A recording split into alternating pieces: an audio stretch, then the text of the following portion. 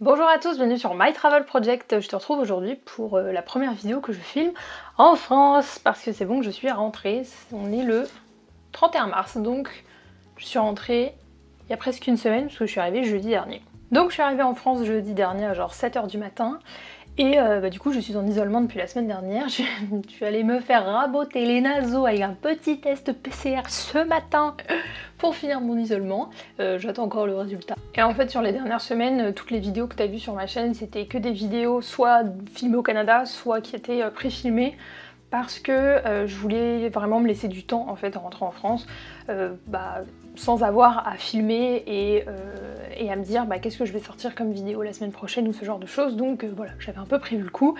Mais maintenant je suis en France, donc voilà, on reprend le programme habituel et je me suis dit que pour la première vidéo que j'allais filmer, j'allais faire un life update, donc c'est-à-dire une vidéo pas du tout originale, facile à filmer mais en même temps un peu nécessaire. J'ai plein de choses à dire. En vrai je dis ça mais non, j'ai pas plein de choses à dire, c'est juste que je reçois quand même pas mal les mêmes questions depuis la semaine dernière, genre comment s'est passé le retour, machin et tout. Autant y répondre en vidéo. Il y a aussi un autre sujet dont j'ai envie de parler qui n'a pas grand chose à voir mais dont j'ai envie de parler aussi. Donc je te mets les timestamps comme d'habitude dans la barre d'infos et puis voilà, prends-toi un café, c'est parti. Alors, en ce qui concerne le retour en France, le vol, le train, tout ça, ça s'est très bien passé, pas eu de retard, franchement tout s'est passé vraiment nickel. Et voilà, enfin sur ce point-là, rien à dire sur le trajet. Et puis on m'a pas mal posé la question de alors, qu'est-ce qui t'a choqué depuis que t'es rentrée et tout ça. Et puis même sur Instagram, j'ai un peu partagé les mini-chocs culturels en gros que j'ai depuis la semaine passée, c'est-à-dire juste des trucs en fait je connais mais qui me surprennent parce que ça fait longtemps que je les ai pas vus. Genre parmi les petits trucs qui m'ont un peu surpris depuis que je suis rentrée, l'herbe est super verte en France, les rues sont très étroites. Quand je suis sortie de l'aéroport et que je suis allée à la gare aussi, j'ai failli avoir le réflexe en payant mon café chez Paul de dire oui je vais payer par crédit au lieu de dire juste je vais payer par carte bancaire, enfin des petites choses comme ça mais qui sont un peu normales. Mais c'est pas le gros choc culturel non plus quoi, parce que enfin voilà, je connais quand même la France. Ça faisait quand même presque 1 an et demi que j'étais pas rentrée, donc forcément il y a des trucs qui me surprennent, il y a des trucs que je connaissais pas, genre le Nutri-Score sur la bouffe, tu vois. Je n'avais jamais vu ça de ma vie. Bon, j'ai vite compris à quoi ça servait, mais j'avais jamais vu la tête d'un Nutri-Score quoi. Donc par exemple ça m'a vachement surpris. Et puis du coup vu que je suis en isolement depuis la semaine dernière, j'ai pas eu d'énormes chocs parce que je ne suis pas retournée dans la société en gros.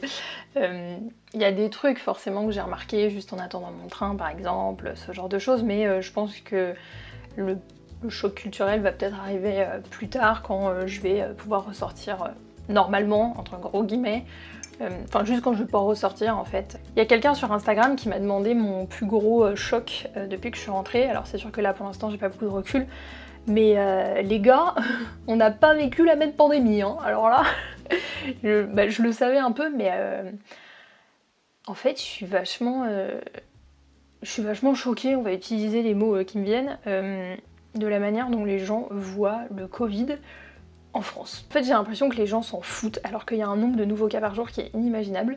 Alors bien sûr je compare au Québec, je dis pas que le Québec est parfait dans sa gestion du Covid parce que c'est un peu une situation nouvelle pour genre tous les gouvernements j'ai envie de dire, mais j'ai quand même l'impression de pas avoir vécu la même pandémie quoi. En fait je suis vachement choquée de voir à quel point les gens ont l'air de minimiser ce truc par rapport au nombre de cas qu'il y a genre de manière générale en fait en France.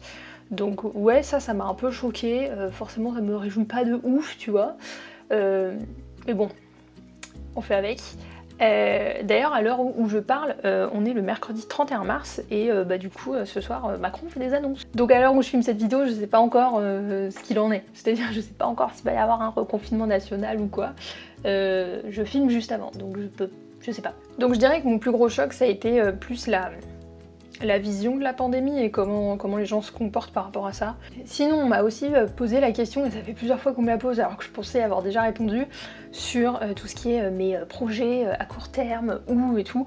Les gars, frontières fermées, Covid, tout ça, y a pas de projet pour l'instant, hein, donc désolée mais vous allez devoir vous habituer à ma tête en France pour l'instant. Je pense que si c'est possible de relativement bouger entre les régions de France, j'irai visiter des coins de France que je ne connais pas parce que c'est un peu la honte, mais Je connais très très mal la France, genre très très mal.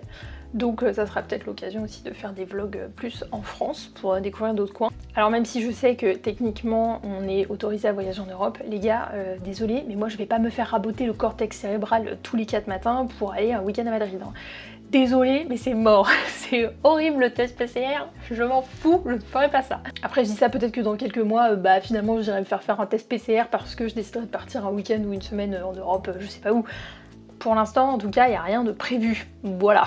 Donc pour l'instant, je suis en France et je m'installe en Bretagne. À la base, si tu ne le sais pas, je suis originaire de Paris, enfin de région parisienne. J'avais pas du tout envie de retourner à Paris. C'est pas nécessairement une ville que j'apprécie plus que ça, c'est pas nécessairement une ville dans laquelle j'ai des bons souvenirs non plus.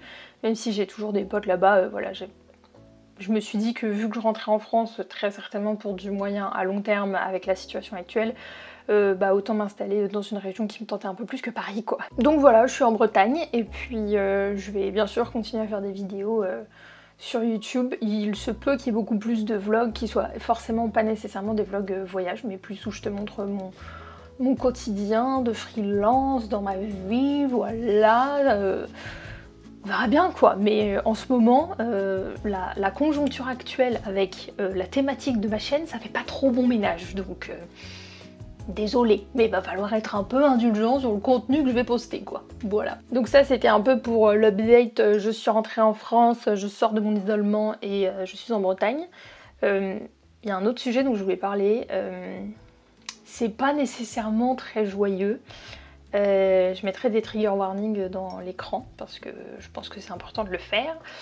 Je sais pas trop comment aborder ce truc. Alors je préviens aussi qu'avant de commencer à parler de ce sujet, il se peut que je pleure.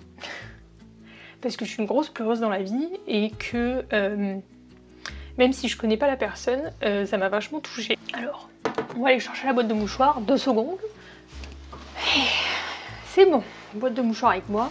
En espérant que ça ne soit pas trop nécessaire, mais je me connais, j'ai la larme facile, donc bon, autant prévoir. Si tu suis ma chaîne depuis un bout de temps, t'as peut-être dû le voir dans une ou 2 vidéos, ou peut-être que je l'avais recommandé sur Instagram, mais je suis beaucoup de chaînes YouTube de van life. Donc voilà, de gens qui vivent et qui voyagent en van. Je suis pas du tout de contenu francophone à ce sujet, je suis beaucoup d'anglophones. Dont normalement une chaîne qui s'appelle Max and Lee, qui était un couple qui a voyagé sur toute la panaméricaine, donc de l'Amérique du Nord jusqu'à la pointe de l'Amérique du Sud. Max et Lee, donc les 2 personnes de la chaîne, se sont séparés il y a plus d'1 an maintenant, je crois fin 2019 ou peut-être début 2020, enfin bref. Donc à la suite de leur séparation, Lee s'est pris énormément de harcèlement en ligne parce que les gens adorent donner leur avis quand on leur a pas demandé. Donc c'est-à-dire que il a commencé à avoir des rumeurs, mais un harcèlement sur elle parce que forcément c'était de sa faute si ils avaient rompu, enfin bref. En gros elle s'est pris tout le harcèlement à propos de leur rupture, alors qu'ils n'avaient pas du tout expliqué pourquoi en gros ils avaient rompu, et que dans tous les cas ça les concerne eux et personne d'autre.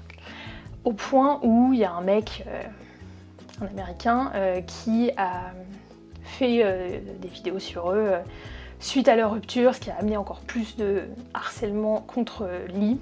Donc bien sûr il y a eu d'autres raisons, mais hier sur son compte Instagram, il y a eu une photo de publiée donc sur le compte Instagram de Lee qui annonçait que Lee avait mis fin à ses jours vendredi dernier.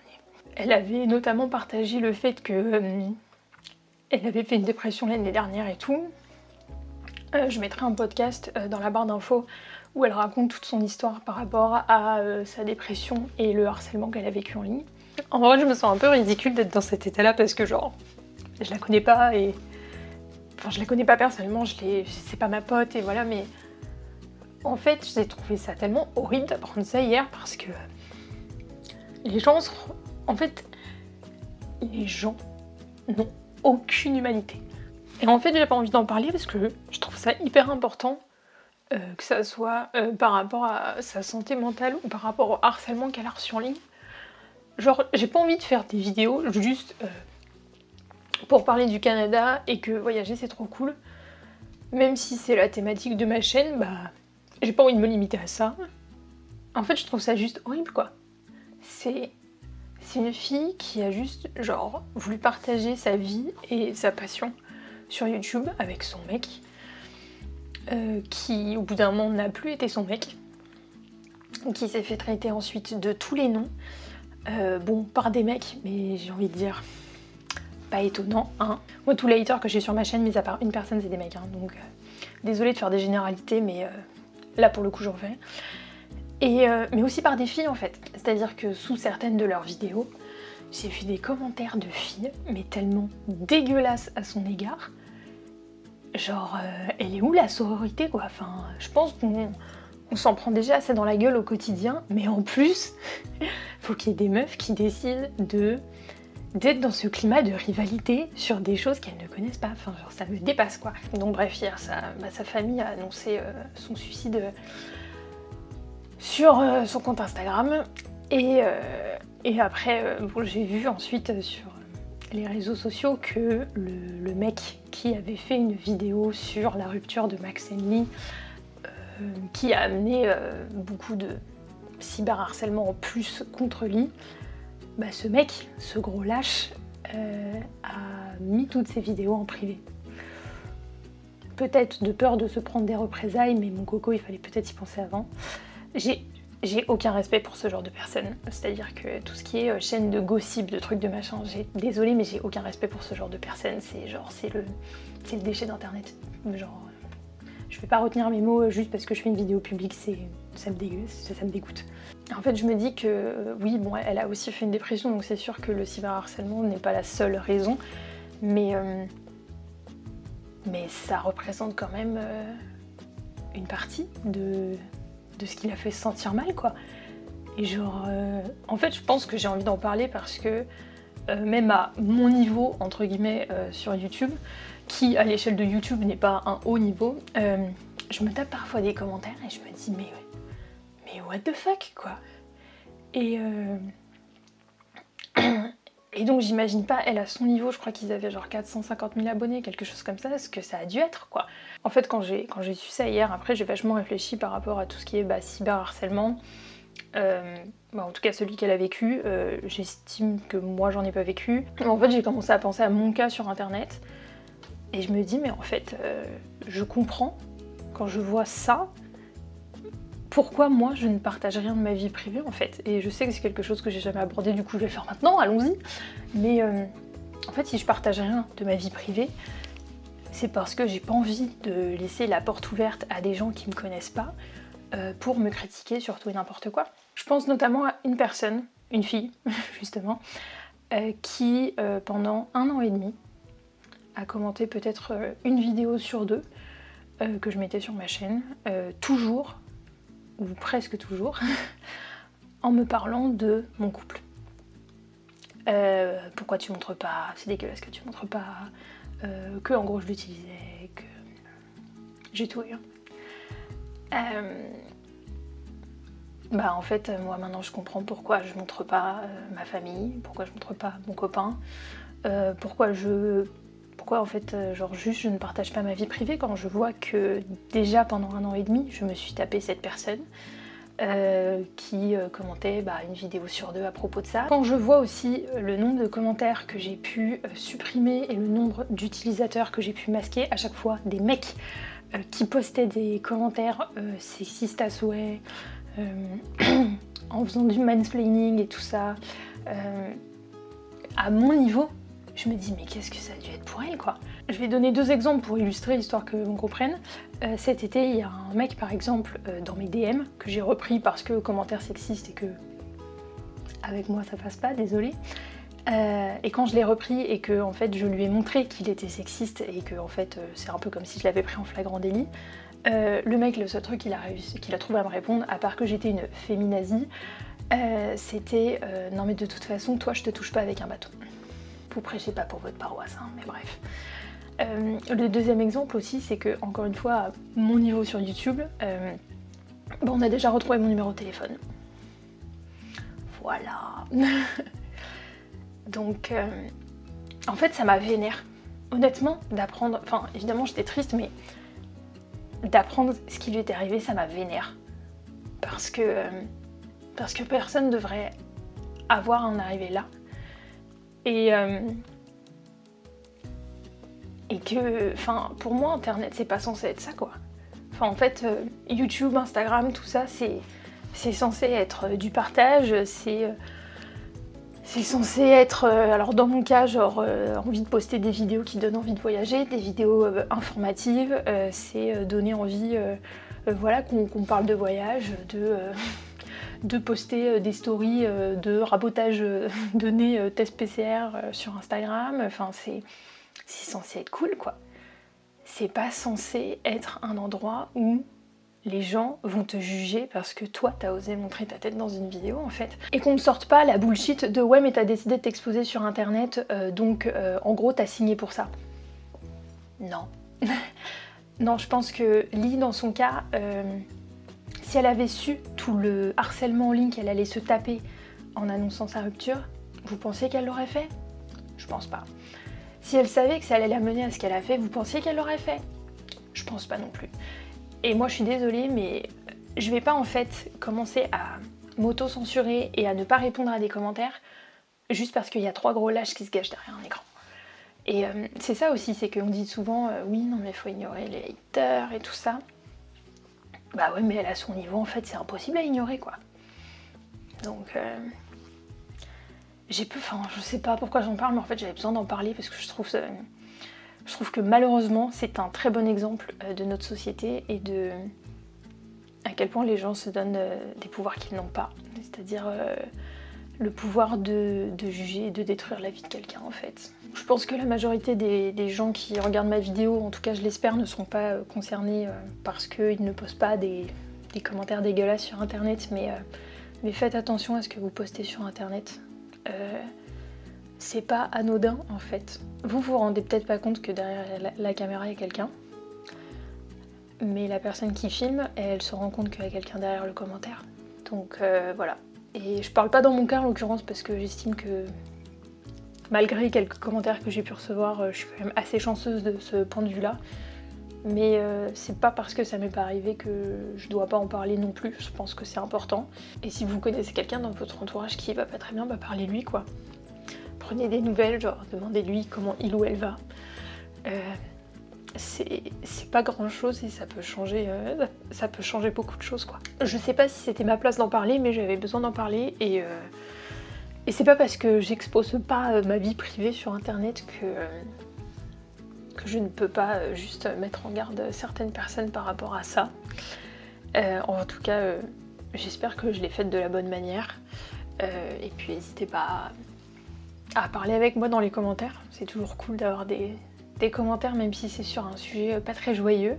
Donc voilà pour ma life update, deuxième fois que je pars en vidéo, c'est génial. On va faire en sorte que ça ne continue pas sur cette voie-là. J'espère quand même que cette vidéo t'aura plu, même si la deuxième partie de la vidéo était pas très joyeuse. N'hésite pas voilà, à me dire ce que t'en penses, à réagir dans les commentaires, je répondrai.